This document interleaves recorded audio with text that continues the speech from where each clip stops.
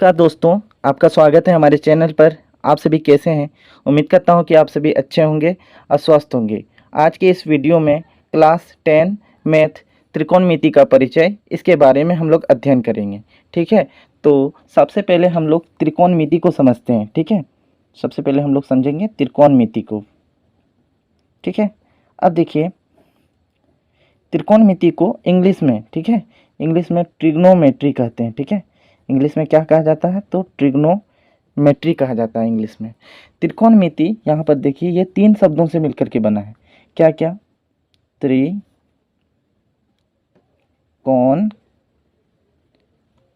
ठीक है, इन 3 शब्दों से ये मिलकर के बना है। त्रि का अर्थ होती है 3। ठीक है, कौन, ये कौन ही होगी, और मिति का अर्थ होती है माप। ठीक है, 3 कोण की माप। ठीक है, अब यहाँ देखिए ट्रिग्नोमेट्री जो है, ट्रिग्नोमेट्री ग्रीक शब्दों, ठीक है, ग्रीक शब्दों क्या क्या? ट्रीगोन और मेट्रोन, इन 3 शब्दों से मिलकर के बनी है। ट्री का अर्थ होता है 3, ठीक है, गोन का अर्थ भुजा होती है, और मेट्रोन का अर्थ माप। ठीक है, तो यहाँ पर देखिए 3 भुजा माप, मतलब 3 भुजा की माप, और इसमें 3 कोण की माप। ठीक है, तो बेसिकली 3 कोण और 3 भुजा एक त्रिभुज में होती है। ठीक है, तो हमें त्रिकोणमिति में, यहाँ पर आप नोट कर लीजिएगा, त्रिकोणमिति में ना, त्रिकोणमिति में एक त्रिभुज, ठीक है, एक त्रिभुज की भुजा, ठीक है, त्रिभुज की भुजा और कोण, ठीक है, त्रिभुज की भुजा और कोण के बीच जो संबंध होता है ना, भुजा और कोण के बीच जो संबंध होता है, इसी का हम अध्ययन करते हैं त्रिकोणमिति में। ठीक है, त्रिकोणमिति में क्या करते हैं? त्रिभुज की जो भुजा होती है और कोण के बीच जो संबंध है, इसका अध्ययन किया जाता है। बेसिकली त्रिभुज की बात करें तो हमें समकोण त्रिभुज के बारे में हमें अध्ययन करना है। ठीक है, किसके विषय में? तो समकोण त्रिभुज। ठीक है, समकोण त्रिभुज। समकोण त्रिभुज क्या होती है, इसको समझिए। समकोण त्रिभुज जिसका एक कोण 90 डिग्री हो, उसे समकोण त्रिभुज कहा जाता है। ठीक है, एक कोण 90 डिग्री होती है, उसको समकोण त्रिभुज कहा जाता है। देखिए यहाँ पर, यहाँ इस जगह 90 डिग्री बनेगी। ठीक है, यहाँ पर ये 90 डिग्री है, तो 90 डिग्री की जो सामने वाली भुजा जो होती है ना, वो कर्ण होती है। ठीक है, 90 डिग्री के बगल में ये दोनों है, ये बगल में है। ठीक है, तो 90 डिग्री का सामने वाली ये भुजा होगी, तो 90 डिग्री की जो सामने वाली भुजा जो होती है ना, ये क्या होती है? तो कर्ण होती है। ठीक है, और यहाँ पर देखिए ये फर्श जैसा सपाट है, फर्श जैसा जो सपाट है, ये आधार कहलाती है। ठीक है, क्या कहलाती हैं? आधार कहलाती हैं। और देखिए दीवार जैसा यहाँ खड़ा है, दीवार जैसा जो खड़ा है ये लंब होती है। ठीक है, क्या होती है? लंब होती है। तो 90 डिग्री के सामने वाली भुजा एक कर्ण होती है। कर्ण को इंग्लिश में हाइपोटेनस कहा जाता है। क्या कहते हैं? कर्ण को इंग्लिश में हाइपोटेनस कहते हैं। ठीक है, आधार को बेस कहते हैं। ठीक है, ये एस है, बेस कहा जाता है। और लंब को, ठीक है, लंब को अंग्रेजी में परपेंडिकुलर कहा जाता है। क्या कहते हैं? तो परपेंडिकुलर। ठीक है, इतना आपको आना चाहिए, क्योंकि आगे क्लास में आपको इंग्लिश मीडियम से ही पढ़ना है अगर आप मैथ पढ़िएगा। ठीक है, तो कर्ण को हाइपोटेनस कहते हैं, आधार को बेस, और लंब को क्या? परपेंडिकुलर कहा जाता है। ये हो गया समकोण त्रिभुज की बात। अब समकोण त्रिभुज में क्या होती है कि जब आप त्रिकोणमिति बनाइएगा, ठीक है, तो एक होती है पाइथागोरस प्रमेय। ठीक है, उसको जानना जरूरी है। ठीक है, पाइथागोरस प्रमेय। तो पाइथागोरस प्रमेय के अनुसार एक फार्मूला होती है, उसको आप जरूर याद कर लीजिएगा, क्योंकि जब आप सवालों को हम लोग बनाएंगे 8.1 तभी इसका उपयोग होगी। ठीक है, तो कर्ण स्क्वायर बराबर जो होती है, कर्ण स्क्वायर बराबर लंब का स्क्वायर जोड़ आधार का स्क्वायर के बराबर होती है। ठीक है, आधार के स्क्वायर के बराबर होती है। कर्ण स्क्वायर बराबर क्या होती है? लंब का स्क्वायर और आधार स्क्वायर के योग के बराबर होती है क्या? कर्ण स्क्वायर होती है। ठीक है, यहाँ तक आप समझ गए होंगे। अब हम लोग आगे सीखते हैं। ठीक है, अब आगे हम लोग त्रिकोणमितीय अनुपात को समझते हैं कि कुल कितनी त्रिकोणमितीय अनुपात हैं। ठीक है, तो कुल त्रिकोणमितीय अनुपात जो है वो 6 हैं। ठीक है, कितने त्रिकोणमितीय अनुपात हैं? तो टोटल 6 त्रिकोणमितीय अनुपात है। ठीक है, क्या क्या है चलिए उसको देखते हैं। Sine theta, cos theta, tan theta, इसके बाद cosec theta, sec theta, cot theta. ठीक है, इसका फॉर्मूला होती है, हम लोग उस फॉर्मूला को ट्रिक की मदद से सीखेंगे। क्या वो ट्रिक है, देखिए, लाला आम लाया कच्चा कच्चा आम। ठीक है, और बीच में हम लकीर लगा देंगे। ठीक है, तो देखिए ये साइन थीटा का फॉर्मूला होगी। ठीक है, साइन थीटा का फॉर्मूला क्या, लम बटा कर्ण। ठीक है, लम बटा कर्ण। कॉस थीटा का फॉर्मूला की बात करें, देखिए ए मतलब आधार है, आधार बटा कर्ण। ठीक है, आधार बटा कर्ण, ये कॉस थीटा का फॉर्मूला हो गया। और टेन थीटा का फॉर्मूला लम बटा आधार। ठीक है, यही तो जब कोसेक थीटा का फॉर्मूला लिखेंगे तो कोसेक थीटा का फॉर्मूला साइन थीटा का जस्ट ऑपोजिट होता है। साइन थीटा का फॉर्मूला लम बटा कर्ण होती है, तो कोसेक थीटा का फॉर्मूला होगी कर्ण बटा लम। ठीक है, कर्ण बटा लम होगी।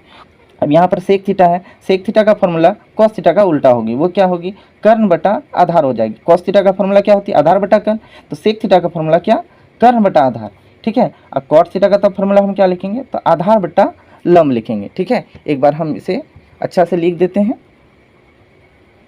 साइन थीटा का फॉर्मूला क्या होगी, तो लंब बटा कर्ण। ठीक है, कॉस थीटा का फॉर्मूला आधार बटा कर्ण। ठीक है, और टेन थीटा का फॉर्मूला लंब बटा आधार। ठीक है, अब देखिए ये तो तीन फॉर्मूला होगी, साइन थीटा का, लंब बटा कर्ण।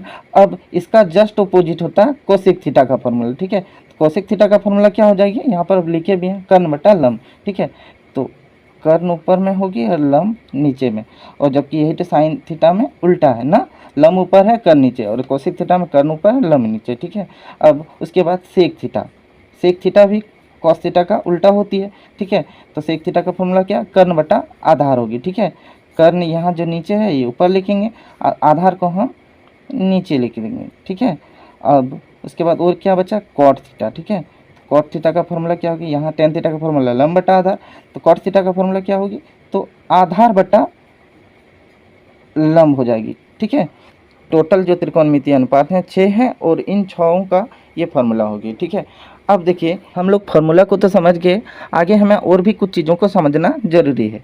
चलिए समझते हैं। ठीक है, इसे बनाने के लिए हमें क्या करना होगा, हमें दो समकोण त्रिभुज का फिगर बनानी है। ठीक है, एक ये होगी समकोण त्रिभुज, फिर एक बनाते हैं। ठीक है, कुछ इस तरह से देखिए, यहाँ पर 90 डिग्री बनेगी। ठीक है, हम लोग जानते हैं कि 90 डिग्री के सामने वाली जो भुजा होती है वो कर्ण होती है। ठीक है, तो यहाँ 90 डिग्री है, इसकी सामने वाली भुजा ये। ठीक है, ये कर्ण होगी। देखिए कर्ण जो है ना, ये कभी नहीं बदलने वाली है, जहाँ है वहीं रहेगी। ठीक है, तो यहाँ 90 डिग्री है, इसकी सामने वाली भुजा कर्ण यहाँ पर होगी। ठीक है, अब आगे समझते हैं। देखिए यदि कोण अगर इस जगह पर बनती है, ठीक है, कोण कहें या एंगल कहें, इंग्लिश में एंगल होती है, अगर इस जगह पर कोण बनती है तो कोण जहाँ पर बनती है, ठीक है, कोण की जो सामने वाली भुजा जो होती है ना वो लंब होती है। ठीक है, देखिए यहाँ कोण इस जगह पर बनी है, ये बगल अगल बगल वाली भुजा है, ये भुजा और ये भुजा अगल बगल वाली भुजा, तो इस जगह कोण बन रही है, तो कोण की सामने वाली ये भुजा हो जाएगी, तो ये जो होंगी ना क्या होंगी, ये लंब कहलाएंगे। ठीक है, क्या कहलाएंगे, ये लंब कहलाएंगे। देखिए कर्ण यहाँ है, लंब यहाँ, इसका मतलब आधार क्या होगा, यहाँ पर होगा। ठीक है, तो ये तो ऐसा होता है। ठीक है, ये तो इस तरह का फिगर होती है समकोण त्रिभुज। लेकिन अब देखिए दूसरा कंडीशन में, अगर कोण इस जगह पर बने, ठीक है, इस जगह पर बने, तो हम क्या लिखाएं, बोले कि जहाँ पर कोण बनती है उसकी सामने वाली भुजा क्या होती है, लंब होती है। ठीक है, तो यहाँ कोण इस जगह पर बन रही, तो इसका सामने वाली भुजा क्या होगी, ये तो होगी ना। तो अब जब यहाँ पर कोण रहेगी तो लंब यहाँ हो जाएगी। ठीक है, लंब कहाँ होगी, यहाँ पर होगी। जब कोण यहाँ पर है, लंब यहाँ, तो आधार कहाँ होगी, इस जगह पर होगी। ठीक है, तो देखिए यहाँ पर दो कंडीशन है, जब यहाँ पर कोण बन रही है तो लंब यहाँ है, और कर्ण तो ये कभी नहीं बदलती है, ये जहाँ का वहीं रहेगी। ठीक है, और आधार यहाँ हो जाएगी। अब कोण यदि ऊपर में बन रही है तो कोण के सामने वाली भुजा ये लंब हो जाएगी। ठीक है, और आधार यहाँ हो जाएगी। ठीक है, तो आप कुछ नोट कर लीजिएगा, क्या चीज़ नोट कीजिएगा। देखिए एक तो हम पहले की बता चुके हैं कि 90 डिग्री के सामने वाली भुजा, ठीक है, सामने वाली भुजा हमेशा कर्ण होती है। कि 90 डिग्री के सामने वाली भुजा हमेशा कर्ण होती है। देखिए यहाँ पर 90 डिग्री है, इसके सामने वाली भुजा कर्ण ये होगी, ये तो यहाँ पर कर्ण बन रही है। यहाँ 90 डिग्री है तो इसके सामने वाली भुजा ये कर्ण होगी। ठीक है, ये तो पहला नोट्स हो गया। अब दूसरा नंबर में कि त्रिभुज में सबसे बड़ी भुजा, ठीक है, सबसे बड़ी भुजा जो होती है वो क्या होती है, कर्ण होती है। ठीक है, सबसे बड़ी भुजा क्या होती है, तो कर्ण होती है। तीसरा पॉइंट कि कोण के सामने वाली भुजा, ठीक है, कोण के सामने वाली भुजा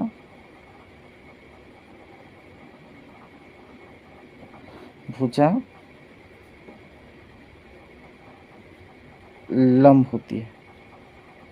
ठीक है, देखिए यहाँ पर कौन इस जगह है तो इसके सामने वाली भुजा इस जगह लंब होगी।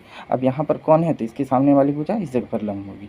ठीक है, तो यहाँ तक आपको समझ में आ गया होगा। ठीक है, तो ये था त्रिकोणमिति का परिचय। ठीक है, अब हम लोग आगे के वीडियो में एक्सरसाइज 8.1 के सवालों को एक एक करके सॉल्व करेंगे। देखिए 8.1 एक्सरसाइज बनाने से पहले आपको इन सारी बातों को जानना ज़रूरी था। जब तक आप इन सारी बातों को नहीं जानिएगा तो आप सवालों को बना नहीं पाएंगे, इसीलिए मैंने ये वीडियो बनाया। ठीक है, तो उम्मीद करता हूँ कि आपको यहाँ तक समझ में आ गई होगी। तब तक के लिए इतना ही। देखने के लिए धन्यवाद।